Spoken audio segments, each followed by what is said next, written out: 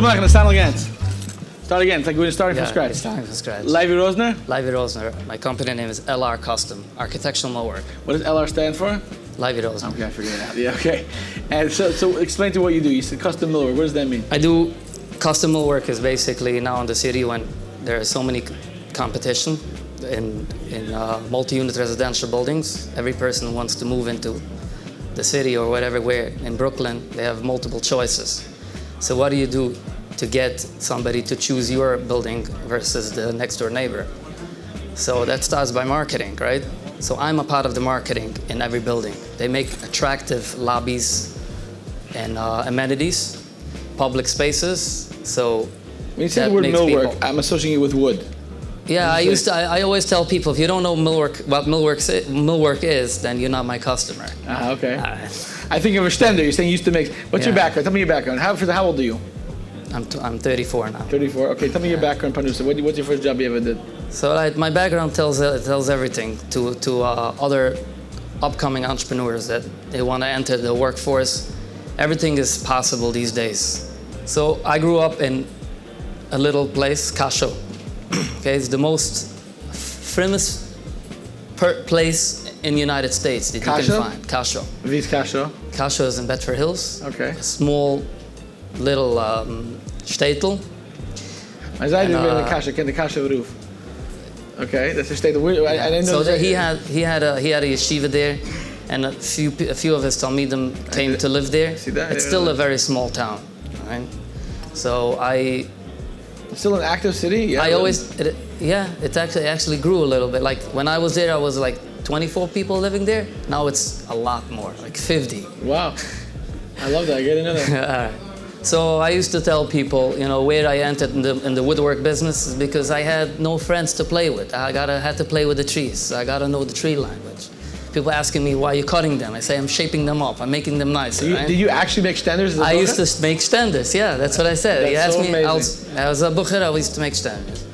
Anyway, I'm an energetic boy. Whoever knows me, maybe having some extra energy. I was a very good yeshiva bucher.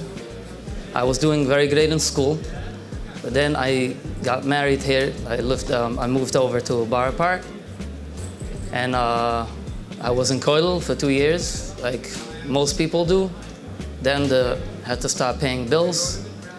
I, approached real life, and I started my career, started my business, and I knew right away I'm going to be doing furniture. Explain what it means. Furniture, okay. Fine. Yeah, furniture was I sometimes, in tough days, I say like, well, why did I enter this industry? I could have taken something else.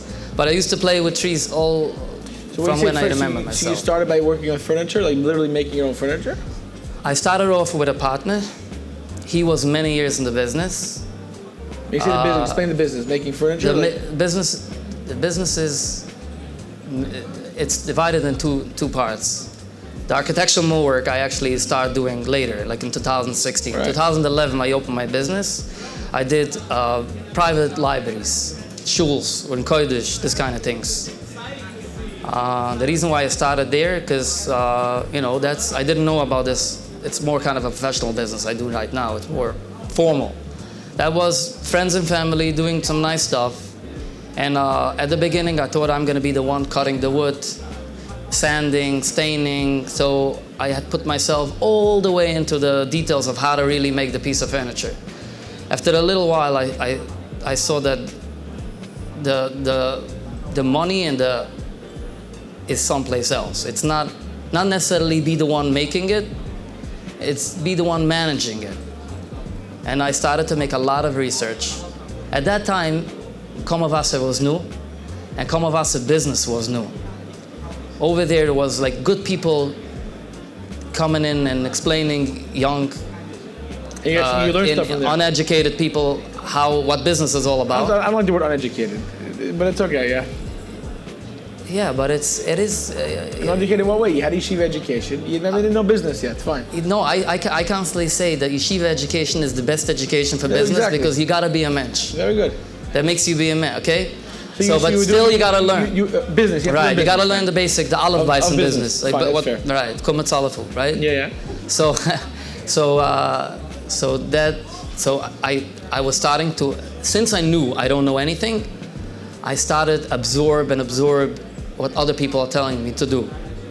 And then somebody recommended me to become partners with somebody who was many years in the business before. It was right after, not too much after 08 crash. So I got together with this guy. I was young energy for him. He was my age now. And we did some good business till 2016. I did custom kitchens, high-end custom kitchens, and high-end custom libraries.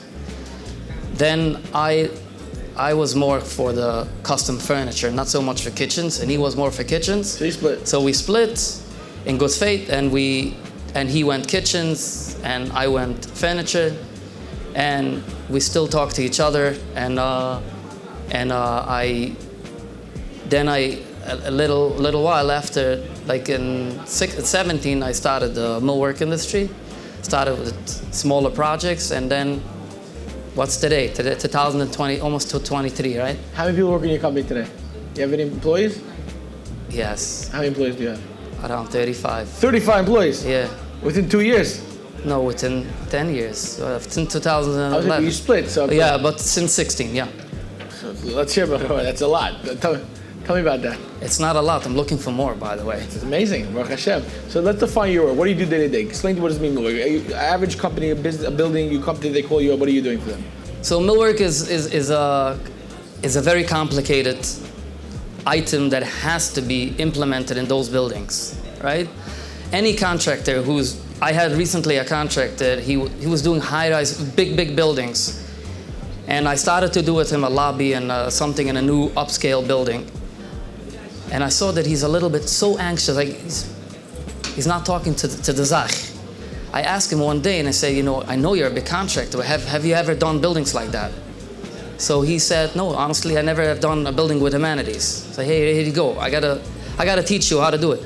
Every single contractor can put up the Freedom Tower, multiple units. I just want to clarify because I want to define millwork. It's not wood, right? It's a plaster. What do you mean by millwork is the real original name how to call wood.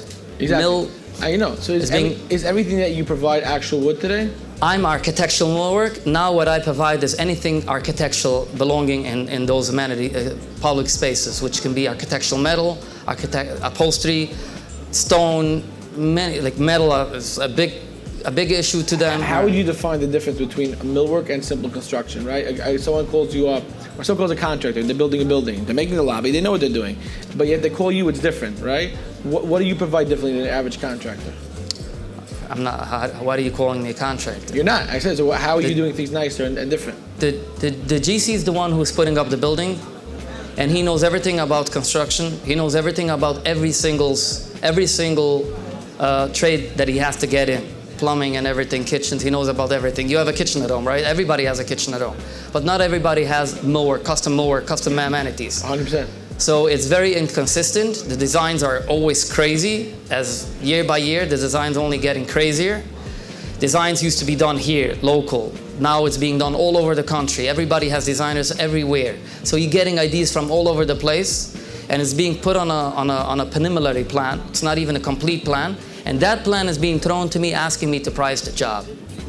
So the contractor is usually very frustrated when it comes to amenities.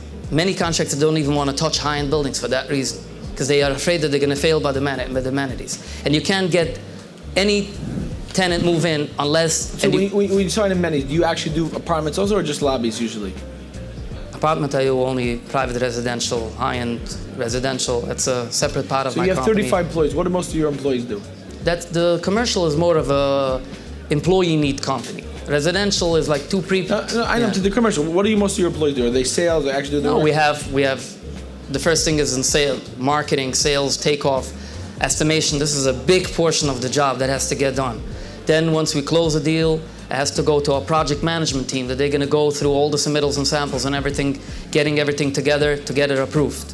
Then it goes into purchasing. Then it goes to actually cutting the job. I love it. I almost love it. Tell me about how long have you been coming? Is your first year in OJBA? No, I think I don't know. I gotta ask Mylech. I think I'm already.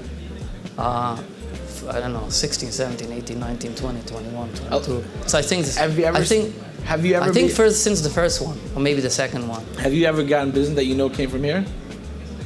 100%, yes. Really? Yes. So what is your sales point to agree when you're speaking to a person at an event like this and you're trying to follow up, and like we discussed, that contractors do quote unquote do their own millwork, but you obviously do a better job. So how are you selling yourself and your services at an event like this when you meet people for the first time? It's very simple. I tell people I do custom millwork, and the guy is like, You do custom millwork? You do those lobbies? Yes. Look all these jobs. I have my slideshow which shows the job that I have done, and that's it. They are in pain. Customers coming to me are in pain. I lose to my competition, but not on the complicated projects.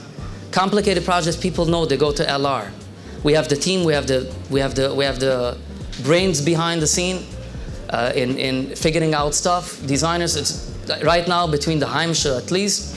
LR is the guy who's doing complicated projects. Simple things, what everyone can do. I usually, when I get an invite and I feel that there is no reason to do, no uniqueness, I tell the guy, go to there, go there, go there. You know why? Because at the end, when I'm going to finish with all the estimations and the numbers and everything else, they're going to see the whole package. The ownership is going to tell them, oh, let's get a different price. Right. Let's go for the cheaper guy. And I'm not saying you're selling luxury, but when you talk about the word complicated, you are in a certain sense selling a higher end product, yes. Right? How are you convincing people in today's day and age where everything is about the bottom line and cutting, making sure that the bottom line, the profit margin, how are you convincing people to use you and do something better? In 2011, I had that problem. What? In 2011, when I first opened, I had that problem. I really worked hard to convince the first customer. And I actually even failed. I couldn't even deliver what I promised, right? Then I learned how to deliver what I promised. Now it's 2023 almost, so it goes from level to level to level to level to level. I started off with customers who are looking for starters. There are certain GCs especially looking for starters, or because they're looking for the cheaper price, or because they have the staff that can be on top of it.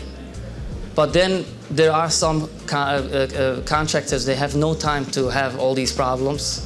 So they need an established company that can really push themselves, motivate themselves and deliver. Where do you live today? What? Where do you live today? In Borough Park. You talk about your failures very openly. I like it. I like the fact that it says you messed up. It's, the saying, try and fail, never fail to try again, right? It might be a good saying. So I still fail. Okay. Tell me about a recent failure. What did you learn from it? My recent failure? And what did you learn from it, yeah. I had a lot of failures. I think they're the worst one. I mean, the worst of the worst. The worst one is that I have a policy not to take a very small client that is not exciting. People always tell me, take a small job, then I'm going to use it for the big one. It's common. Take the small job. My team is not set up for small. I'm talking about in commercial. We are not set up for small jobs. We're set up for large-scale jobs. So when I bring a job, because I personally got convinced to take the small job, because tomorrow you're going to give me the big job, I bring this to my team. There is no motivation. I cannot perform the right way. I can have all different wills to do it. It's not working out. So I always tell customers in the beginning, I cannot do it. But say to my, so basically you're saying you had a story where you tried to bring a job like that, and what do you mean it didn't work out? You didn't actually do the job? Like, what does it mean it didn't work out? Sometimes, no, the product was amazing. But the company took a hit for it. Maybe it took longer than it's supposed to take. I got you.